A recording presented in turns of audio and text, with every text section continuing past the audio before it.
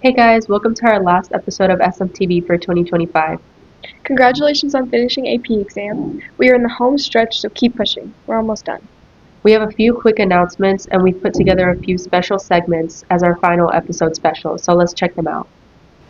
Senior field day is this Friday, so seniors, make sure to wear a shirt that represents your after high school plans. It's really special, so make sure you don't miss it. Final exams start next week, so make sure you're studying. Once you finish your last exam, make sure to return both your Chromebook and its charger to the media center. And here's mine and Mia's interview with teachers about their biggest fears before becoming teachers. Who am I here with? Señorita Rios. And when you became a teacher, what was your biggest fear and did it come true? My biggest fear was that all of my students would fail my class, and so far, not yet. Yay! Okay, who am I here with? Mr. Flaherty. Okay, and what was your biggest fear about becoming a teacher, and was it true? My biggest fear was actually the public speaking, but it's been way better than I thought it'd been. I got the hang of it pretty quick. Okay, who am I here with? Nora Gomez Saxon, Spanish teacher. And when you became a teacher, what was your biggest fear and did it come true? Ooh, that was 1997. My biggest fear. To be late. And yes, it came through many, many times, especially on those important days like test days or visitors days. But I'm okay, I survived. Yay! Okay, who am I here with? Miss Eller. Okay, and what was your biggest fear about becoming a teacher, and did it come true? My biggest fear was not getting paid enough, and it definitely came true. Thank you. Who am I here with? Miss Magarachi. And when you became a teacher, what was the biggest fear that you had and did it come true? So my biggest fear would be being ineffective with my students, and so far everybody that actually comes to school passes and does great. So I'm going to say no, it didn't come true. Yay! Here's Ronan's interviews about the upcoming construction. All right, so I'm here with, Andre Bergeron. and I'm going to be asking you a handful of questions about the construction that has been and will be going on here at South Neck. Okay. So, as a lot of us know, last year we had the construction of X building, our newest building, right next to F. I wanted to ask what your experiences was when that was being built, how it affected your day-to-day life here on campus. It didn't affect it too much. I mean, we had to kind of go a different route to get to the bus lot or from the bus lot. Other than that, I thought the construction workers team, whatever, they did a great job of kind of keeping their stuff in-house where they were as much as they possibly could. So I felt like it wasn't really a nuisance. Even the sound and stuff, we just everyone kind of worked together to get used to it. So it wasn't a problem. Gotcha, okay. Let us know that the new buildings, or not new buildings, I'm sorry, some of the old buildings that have been here since South Neck was first built back in the 1950s, that'd be C building, B building, and D building, are getting taken out this summer. What are your thoughts on that? Those kind of almost historic buildings being removed? I'm happy to see them go. I mean, there's a lot of memories inside of those buildings, of course, but they're old, dilapidated. Some have mold issues, so it's going to be a huge benefit to have those torn down and newer ones put in their place. Awesome. And finally, late last year, the plans were released for the new building being put in their place. What are your kind of thoughts and almost like hopes and dreams on that new building? I'm excited that's a big building, so you don't have to leave one building to go to the next, which I do like that our campus is open. There's some good aspects to that, but there's also some good aspects to having one large building, so that'll be cool. New office, new media center. I think we've got some other new areas in there too, but just having the newness will be nice, and then all of this kind of being housed in one big building would be cool too. So I'm excited. I like how South is kind of changing and with the times and modernizing a bit, but still holding on to its foundational roots and all that. Awesome. Thank you very much. Yeah. I'm here with Mr. McLean, instructional facilitator.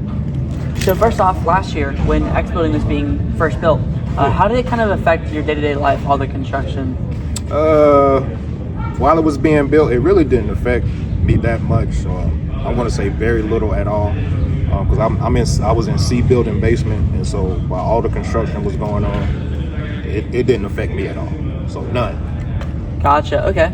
So in that case, how do you feel about both C building and the other, D and B being taken out this year? Really, because I'm a graduate of South Mac. I graduated class of 1992, so it's a little. Actually, it's sad to see those buildings go down because that's where I went to school and I spent a lot of time in those buildings. So. Right. Yeah. And what are your expectations with the newest building, the big one coming in? Expectations, I expect first new, cool looking buildings, and then I expect for the students to come in with a mentality like I'm going to be great in this building. So that's my expectations. Awesome. Thank you very much. Thank you. I'm here with. I'm Miss McNair. I'm the English facilitator. So last year, X building was being constructed throughout a large portion of the year. How did that affect your day-to-day life? What kind of changed because of the construction? So at first it was a little overwhelming when we first came back in August, especially with all the caution tape out. But I think that we were able to navigate it pretty well, and it actually didn't bother me as much as I thought it would. It was actually pretty exciting to watch it go up. I would stand at the top of F in the third floor and be able to watch the construction go day to day, and it was actually pretty cool to see it happen. So it must have been really cool being able to see evolution of the school from... Very much so, yes. Especially it was like one day it seemed like nothing was done, and then the next day it was like 50%, and then it was 75%. So it was really awesome to watch them do it. Right. Talking about that evolution, we're also losing some buildings. Yes. I have mixed feelings about that. On one hand, I understand some of the buildings have poor heating and air conditioning, don't have a lot of the technology and the outlets that kids need at school today, but at the same time, there's something nostalgic about being in a building that was built in the 1959-60 era that we can go back and have those memories. I think it's really cool when people say, oh, I went to South Mac and I was in that building, and now those buildings are going to be gone. So I have mixed feelings. Right. And finally, the new building being put in, the plans released earlier this school year. Yeah. What are your expectations and hopes and dreams? So I'm a little nervous about the logistics of next year. I feel like it's a lot of kids to put in just a few buildings. We really have a very large population of students with almost 2,600 kids. So having all those kids in just a few buildings, I'm a little bit nervous to see how that's going to go. But I think if it's like X, it's going to be pretty cool to watch these buildings go up day by day and watch the progress. And I'm sure when it's done, if it looks anything like the plans, having these new buildings is going to give us a lot more opportunities for technology, better airflow, better chance of kids to be able to kind of intermingle in campus more so. So I'm kind of looking forward to it, but I'm a little bit nervous at the same time. Right. Awesome. Thank you very much. You're very welcome. I'm here with Mrs. Dump. Last year we had X building being built. Tell me a little bit about how it affected you and the experiences you had here on campus. Okay. Well, we had a front row view to the building of X here in F111. So it was neat to watch it go from nothing and dirt all the way up to the beautiful building that it is. We had some entertainment daily. Construction workers did some good TikToks out there once in a while. We gave them all little nicknames, made up stories about them. Really helped the English literature class. Gotcha. Okay, so it sounds like you had a bit of a sense of humor about it. We did. Awesome. About some of the old buildings being taken out, C building, D building, and B building. How does it kind of feel to see those older, maybe more historic buildings being taken out? I think they've probably served their purpose for the time that they were here, and I think some change is good. I think that seeing those come down is probably sentimental for a lot of people. I've only lived in F here, so I didn't have a home over there, but I think that they've probably met their timeline and we're ready for something new. Awesome. And finally, the new building being put in. What are your kind of hopes and dreams about that and the facilities it has? I think it's exciting to see a change of the face of South Mac and to move us into a bigger building, something that will be beautiful for the future of South Mac and its students. Awesome. Thank you very much. No problem. All right, go.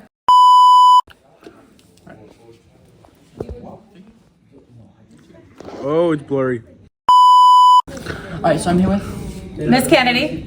And how long have you been teaching here at South Mac? 6 years. 6 years. So you've seen a lot of the evolution of this school. Yes. So Evolution, good word. on that note, you've seen X Building last year being put up. How did the construction affect your day-to-day life here at South Neck? So we're going to take the camera. We're going to frame. Oh, there's kids in the picture. Is that good? That way, X Building. It when it was being built, blocked my beautiful view of the sun and the clouds and the sky. And there also used to be a little bridge here that I get to watch kids and people watch. People walk by. Miss Kennedy is the best teacher. I've never been in X Building.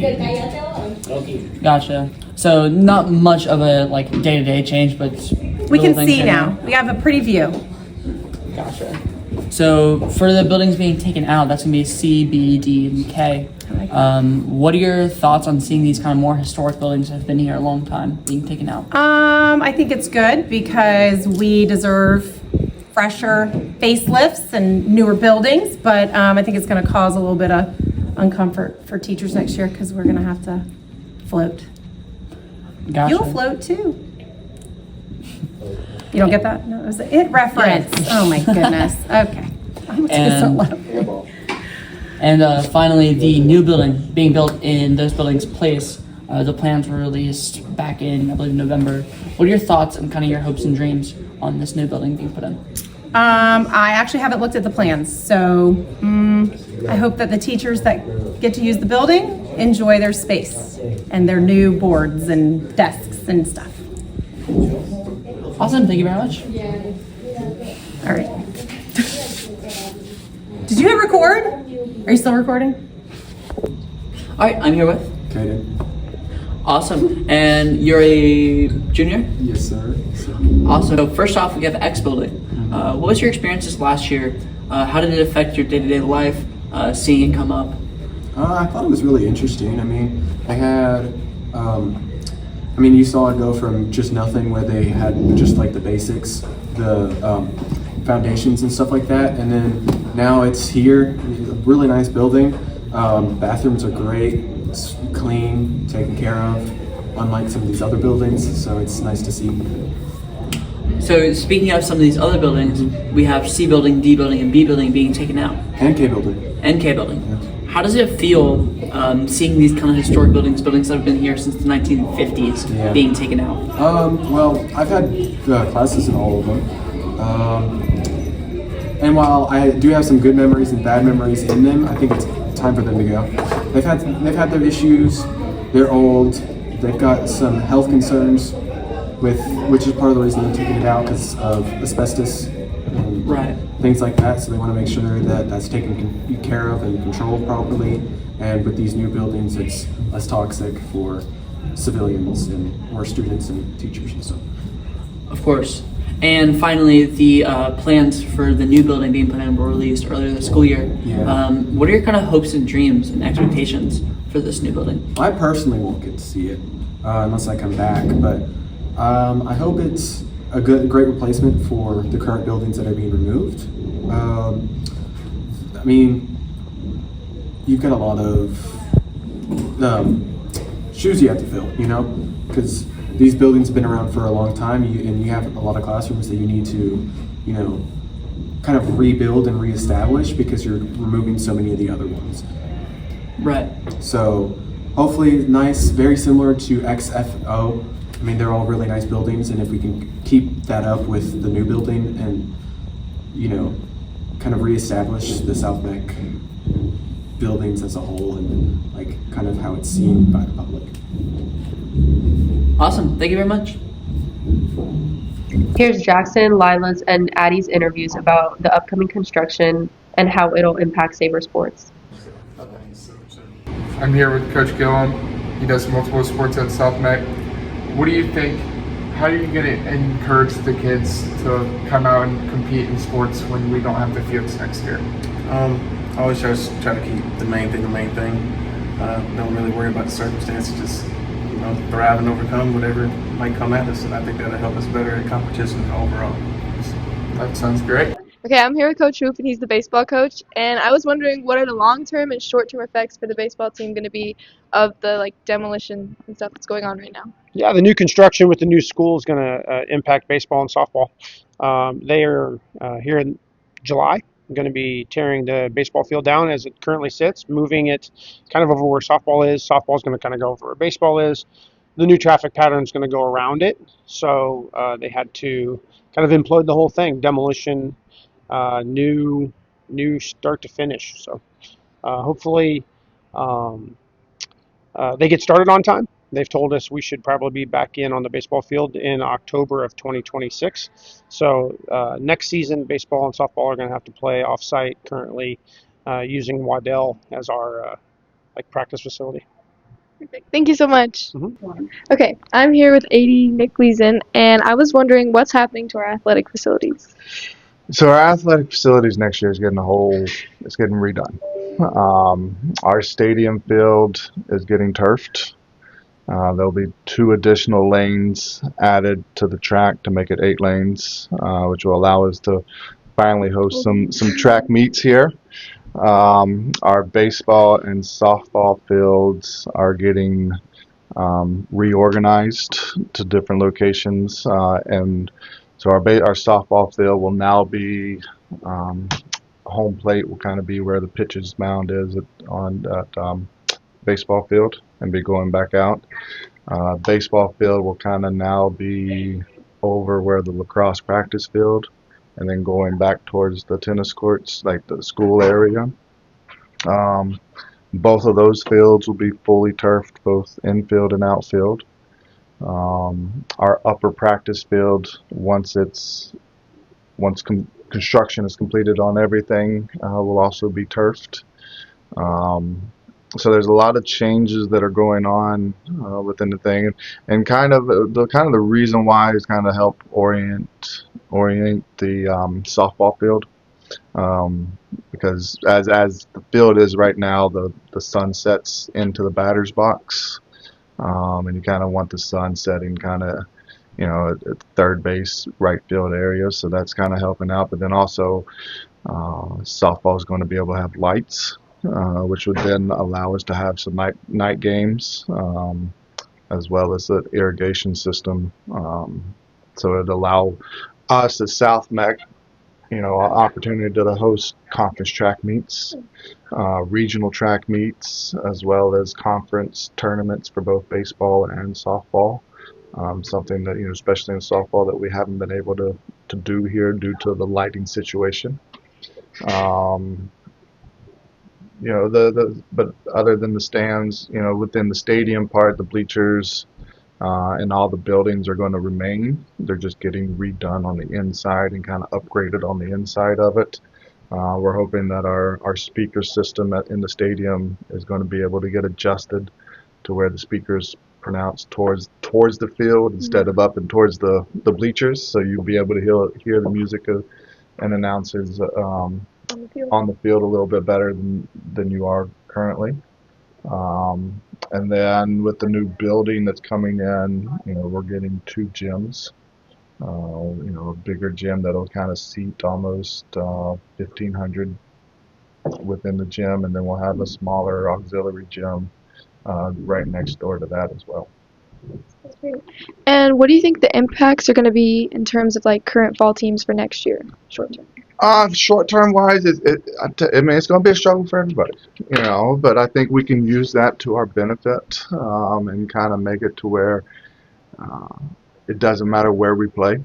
We're Sabres, and we're going to show up, and we're going to try to beat your butt, no matter where it is. Whether it's we'll have some games at AK that we'll show up, and we've won at AK before, right? We'll have some games at Ballantyne Ridge, and we're looking to break that in a little bit, and then for soccer, for at least men's soccer in the fall, we're looking at possibly holding a couple of games at Queen's University.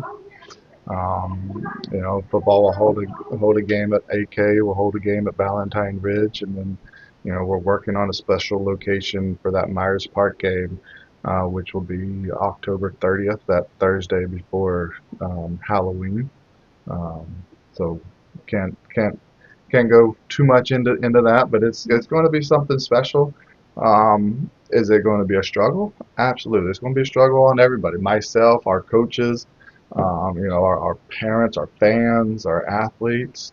But I think we can embrace that kind of challenge, as South, and it doesn't really matter where we play.